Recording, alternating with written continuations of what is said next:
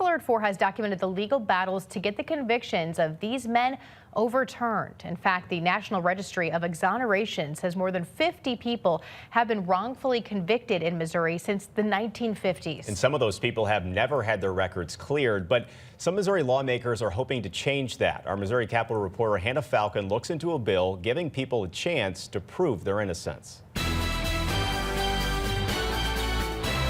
Some are pointing out a potential problem with Missouri's justice system. Unless a person is on death row, they cannot ask courts to hear new evidence that might prove their innocence. For some, this has led to decades behind bars for a crime they did not commit.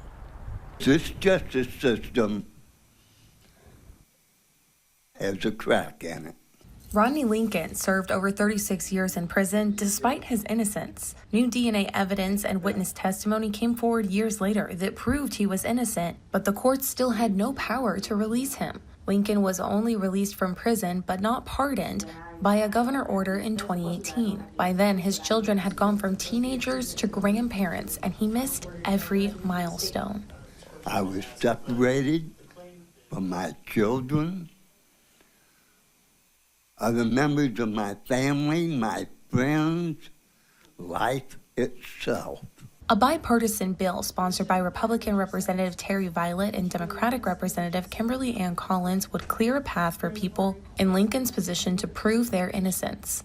In our criminal justice system, no one, and I do absolutely mean no one, should be convicted and imprisoned for a crime that they did not commit. Under this bill, a convicted person could ask the court for another hearing if new evidence comes forward proving their innocence. Completely cuts the state out of the process. However, the Missouri Attorney General's office sees two issues with this bill. They're concerned about frivolous lawsuits being filed, clogging up the courts, and about victims having to hear their cases over and over.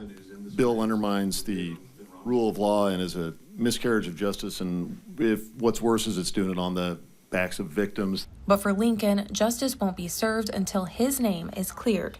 And the one thing I want to leave behind me, a piece of paper that says he's innocent.